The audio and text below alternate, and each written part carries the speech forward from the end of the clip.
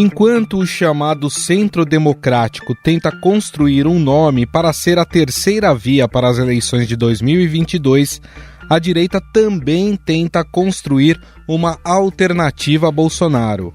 Os dois nomes que largam na frente neste momento são os do apresentador José Luiz da Atena e do ex-juiz Sérgio Moro. Aliás, o comunicador já havia se filiado ao PSL, antigo partido de Bolsonaro, e admitiu recentemente que é pré-candidato ao cargo mais alto do Executivo Nacional. Estou sendo muito bem avaliado na pesquisa para Senado e governo. Mas hoje, nesse momento, como o partido decidiu, Bivar decidiu, a executiva do partido decidiu, eu sou pré-candidato à presidência da República hoje. Eu também não sou um cara burro. Se eu estiver perdendo de 10-0 ou 7-1, que nem o Brasil da Alemanha, não dá para empatar. Se passar de 2 dígitos de avaliação de pesquisa científica e tal, eu vou pro pau com os caras e não tenho medo de nenhum deles. Vale lembrar que esta não é a primeira vez que o nome de Datena é colocado no jogo eleitoral. Em 2018 e 2020, o apresentador desistiu aos 49 do segundo tempo. Eu tinha que escolher entre os políticos, não é? E o Johnny Saad, a família Saad, a casa. Eu escolhi a casa. Mas eu fiquei muito chateado, porque eu gostaria muito de entrar na política. Na próxima eu vou mesmo e vou sair da Bandeirantes e vou para a política. Mas aí eu vou ter que deixar a televisão.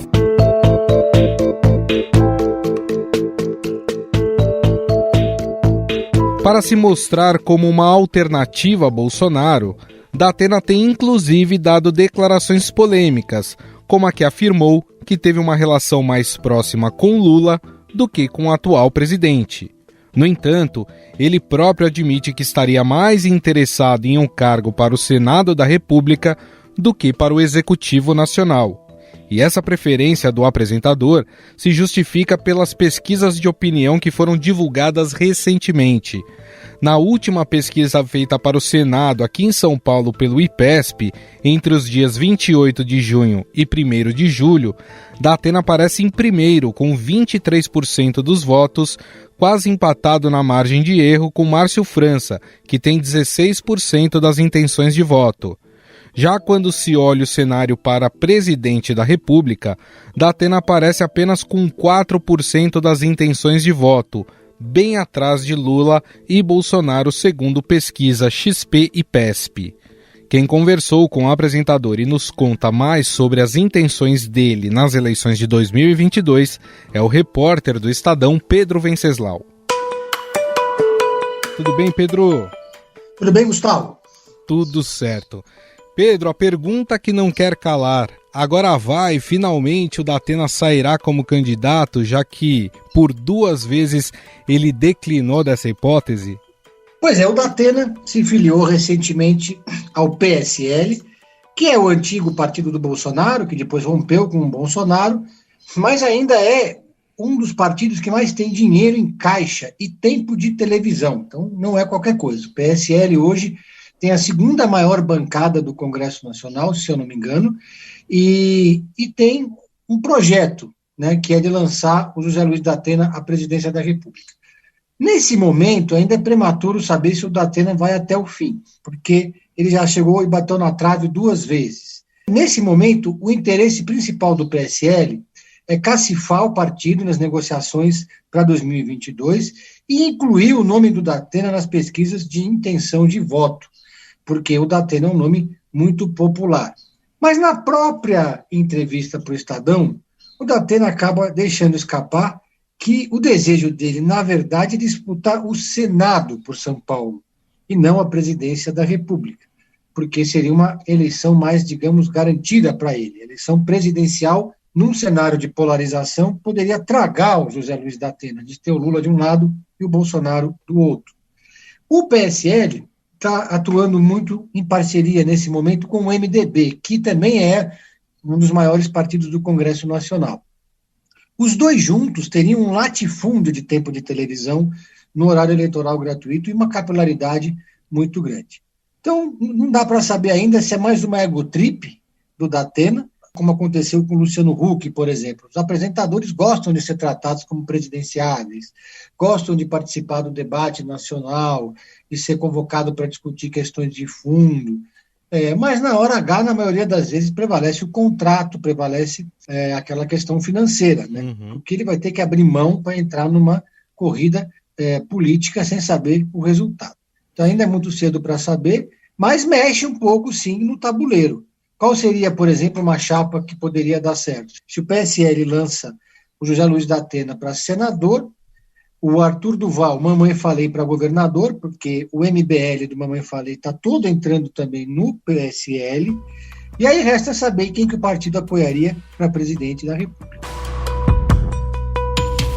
Eu achei muito interessante um ponto da entrevista, né, em que ele fala que ele foi muito mais próximo do Lula do que ele é do Bolsonaro. Inclusive, não é a percepção que todo mundo tinha, mas ele falou isso, né? Que ele foi mais próximo do Lula do que do Bolsonaro. E durante a entrevista, ele criticou essas falas mais destemperadas, vamos dizer assim, do presidente. Por acaso essa já é uma forma, Pedro, dele se apresentar como alternativa para aquela direita não bolsonarista? Pois é, Gustavo, a gente está vendo uma deterioração muito intensa do nome do presidente Jair Bolsonaro como candidato em 2022.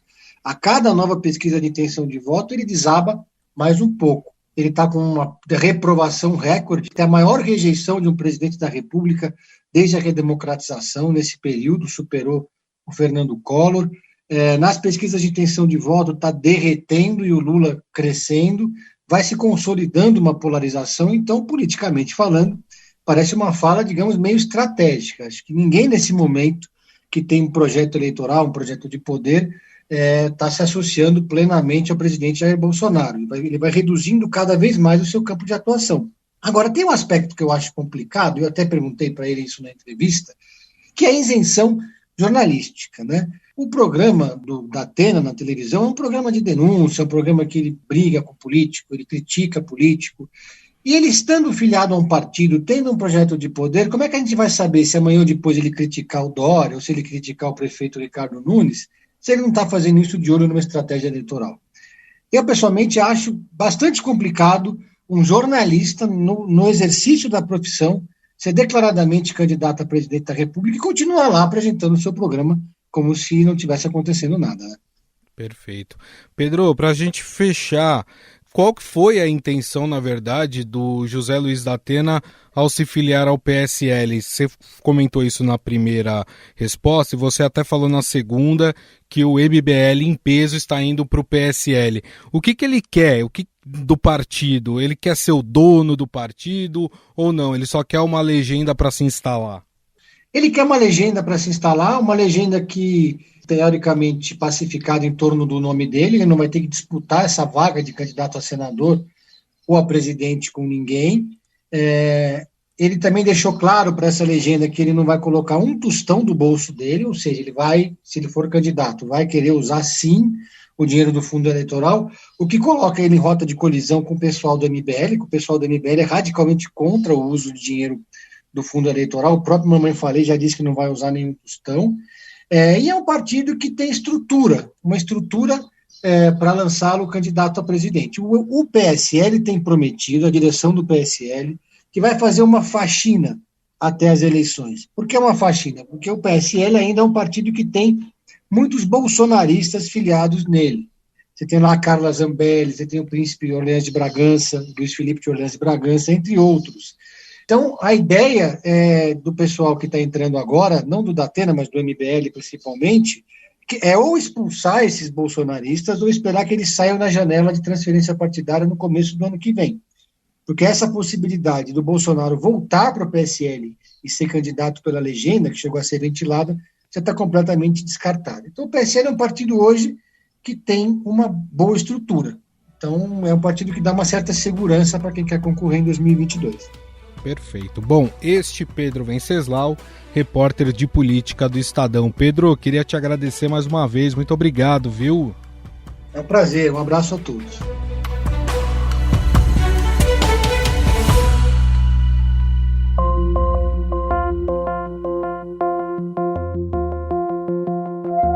Mas a direita não bolsonarista tem um nome considerado mais forte na manga: Sérgio Moro. Desaparecido da vida pública, morando nos Estados Unidos e alvo constante dos apoiadores do presidente, o ex-juiz não descartou 100% sua candidatura à presidência da República em 2022. Vejo também que nós estamos no meio de uma pandemia, então não tenho sequer cabeça para pensar em perspectivas eleitorais, não passa no momento pela minha mente isso. O que eu quero é continuar participando de alguma forma do debate público. Eu acho que tenho condições de contribuir. Um grupo de empresários, parlamentares e admiradores da Lava Jato tenta convencer Moro a ingressar na política. Em uma reunião recente com dirigentes do Podemos, o ex-juiz foi indagado sobre o assunto e, diferentemente de outras ocasiões, pediu um tempo para avaliá-la e se comprometeu a dar uma resposta em outubro. Os senadores do Podemos são entusiastas de Moro. O partido tem a terceira maior bancada do Senado, sob a liderança de Álvaro Dias. O ex-juiz Moro não é um político, mas ele já conhece a perversidade dessa selva da política. Então é evidente que ele tem que ter uma decisão que leve em conta o seu futuro. Cabe a ele decidir. Obviamente, eu creio que seria uma valorização da política a presença dele. Seria um forte candidato, sem dúvida. Podemos estar aberto, essa conversa já fizemos entre nós. Obviamente, se ele desejar se filiar ao Podemos, será muito bem recebido. Apesar do entusiasmo de seus apoiadores, a construção da candidatura de Moro não é tão simples.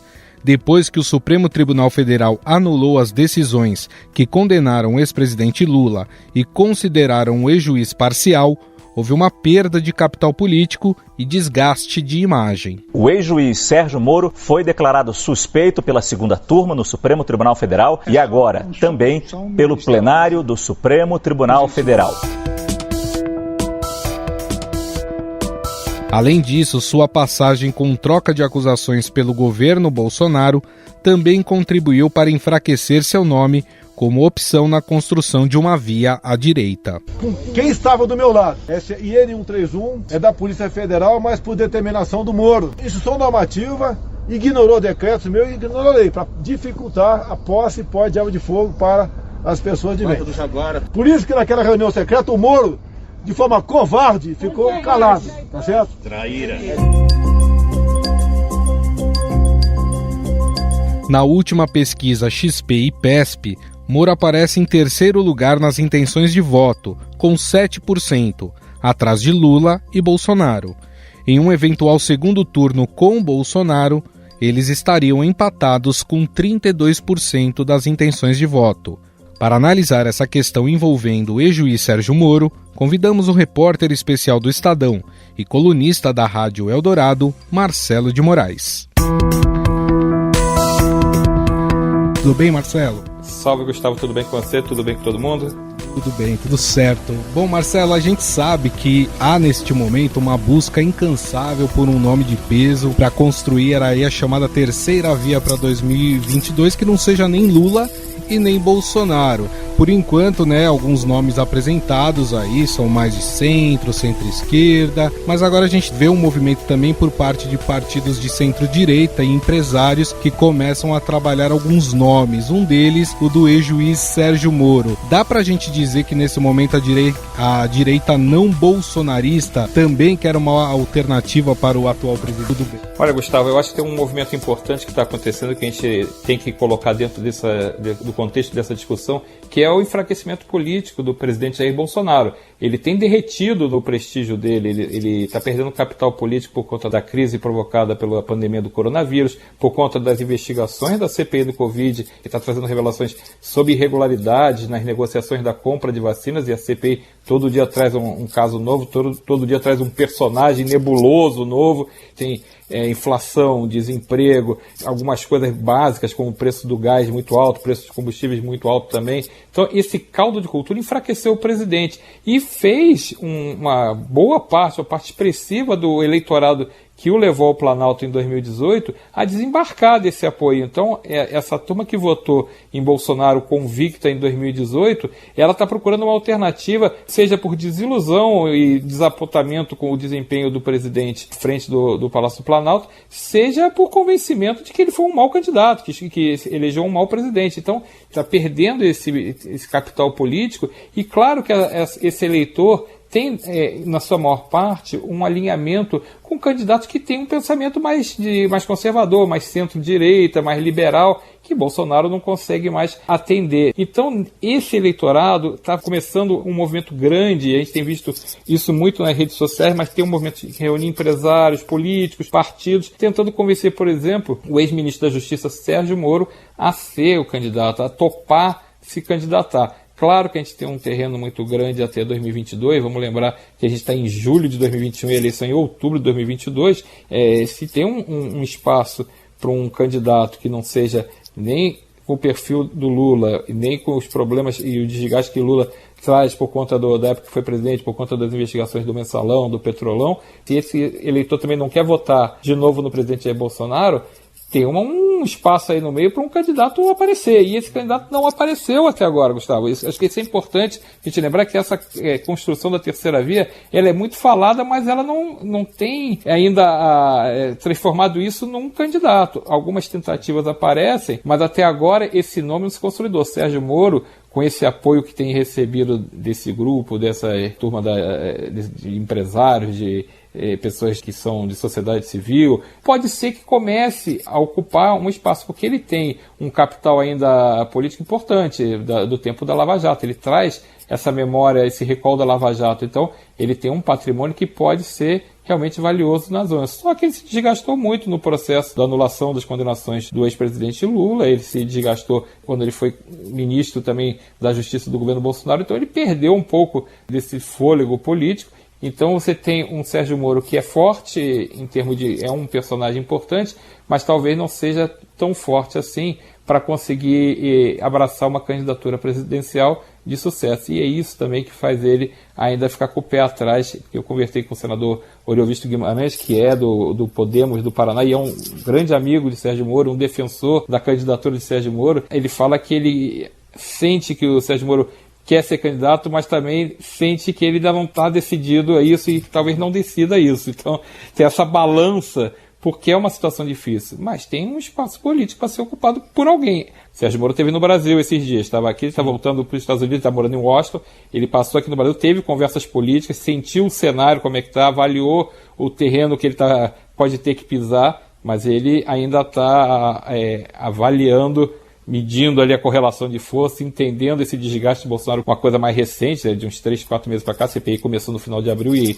aí eu acho que dá para fazer um recorte no tempo, né? Nesse sentido, depois que a CPI começou, esse derretimento político Bolsonaro se acelerou. Então é uma novidade e Sérgio Moro veio sentir de perto, veio ver em loco como é que está isso, né, Gustavo? Você até falou do vácuo, né, que ainda existe para a construção dessa terceira via. Vários são os atores que querem agarrar essa vaga, né, ser o nome a tentar combater aí Lula e Bolsonaro, né? A gente pode citar João Dória, pode citar o governador do Rio Grande do Sul, Eduardo Leite, o ex-ministro da Saúde, Luiz Henrique Mandetta. Agora, juntando tudo isso, o Moro, como você disse bem, está morando nos Estados Unidos, está afastado das questões políticas do país. Para se viabilizar para 2022 e se tornar o nome que está disputando com esses outros como um nome de terceira via, ele vai ter que retomar essa interação com o país, né? Sem dúvida, candidato à distância não existe. Ele vai ter que, se ele topar esse caminho, e é um caminho árduo, né? Ninguém tem ilusão de que vai disputar uma campanha presidencial, ainda mais como você citou, enfrentando dois pesos pesados, como o próprio presidente, por mais desgastado que esteja, ele é o presidente da República, tem a caneta na mão, tem muito poder político, e pode até não ganhar, mas ele é, sem dúvida, um player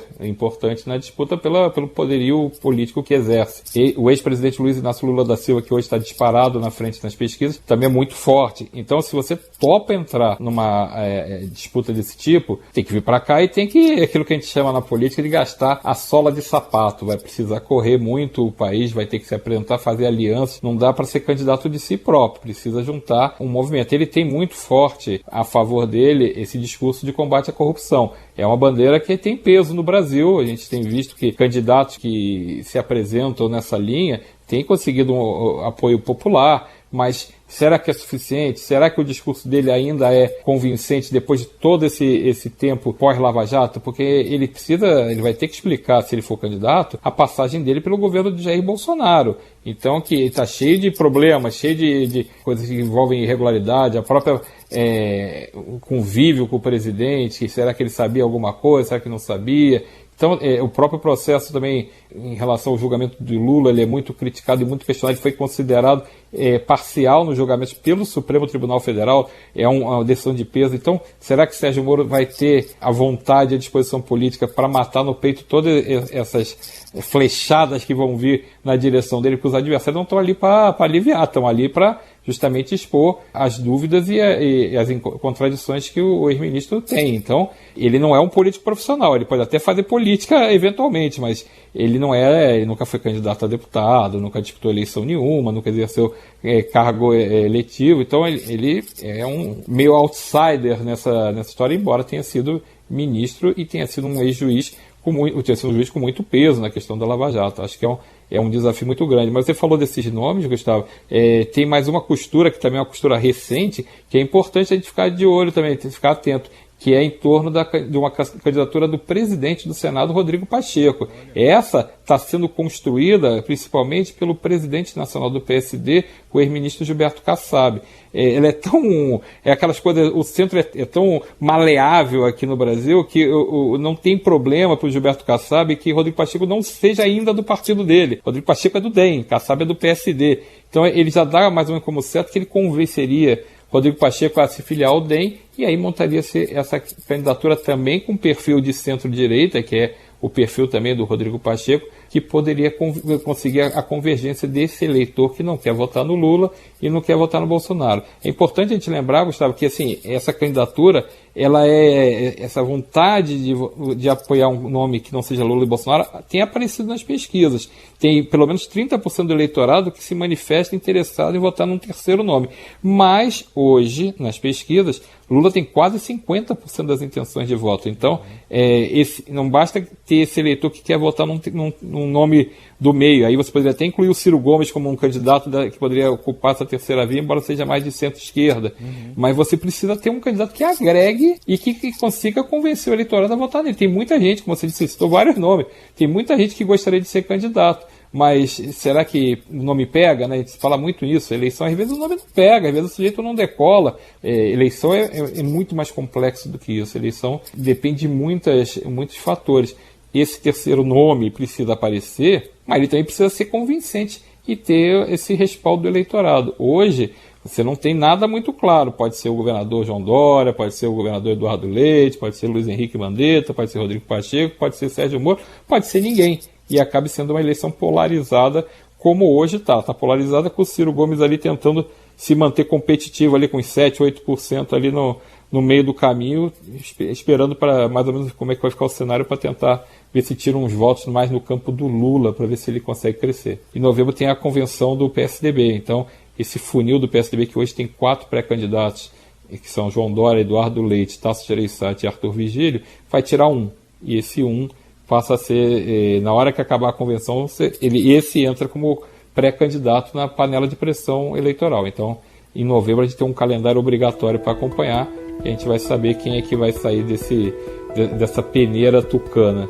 Bom, nós conversamos com o repórter especial do Estadão e colunista da Rádio Eldorado, Marcelo de Moraes, com quem a gente falou um pouco mais sobre essa construção da terceira via, pensando aí nas eleições de 2022. Marcelo, queria te agradecer mais uma vez, muito obrigado, viu? Eu que agradeço, Gustavo, um abraço para todo mundo. Estadão Notícias. O Estadão Notícias desta segunda-feira vai ficando por aqui. Contou com a apresentação minha, Gustavo Lopes. A produção é de Jefferson Perleberg, Gabriela Forte e Caio Possati. A montagem é de Moacir Biasi. O editor do núcleo de áudio do Estadão é Emanuel Bonfim. O diretor de jornalismo do Grupo Estado é João Fábio Caminoto. Mande seu comentário e sugestão para o e-mail podcast@estadão.com. E agora, você acompanha mais um Drops do projeto Vozes Negras, comandado pela cantora e apresentadora Paula Lima. Doritos oferece Vozes Negras. Drops Vozes Negras. Dando sequência ao nosso projeto Vozes Negras, parceria entre Sony Music e Eldorado, nesta semana eu converso com o produtor, compositor e cantor Pretinho da Serrinha. Hoje ele fala sobre a sua trajetória e a pluralidade de seu trabalho. Eu fiz um samba no meu primeiro disco, ele tem um refrão que diz: meu samba é resistente a osso duro de roer, meu samba é alegria que me encanta e faz sonhar. Se não fosse samba, eu não teria o que fazer, samba que me leva para tudo quanto é lugar. Eu resumi a minha história nesse samba, assim, um pouco, nesse refrão, porque de onde eu vim, assim, a perspectiva de vida nossa ali, é tipo, não chega a ser zero, porque tem a nossa força de vontade, tem o nosso talento, tem a nossa índole também, né? Nosso caráter, mas é quase zero, sabe? Você tem poucas oportunidades ali. E eu fui, tudo que eu consegui, tudo que eu fiz, as amizades que eu fiz, os lugares que eu andei, sem o samba não seria possível. É assim, é abrindo, sabe, Paulo? É cada vez mais você expandindo, não ficar tentando guardar só pra gente, travar ali, porque a cultura assim, desse jeito ela morre, sabe? A cultura é livre, ela tem que estar por aí, em qualquer lugar que ela quiser. Você ouviu Drops Vozes Negras. Realização Sony Music e Rádio Eldorado.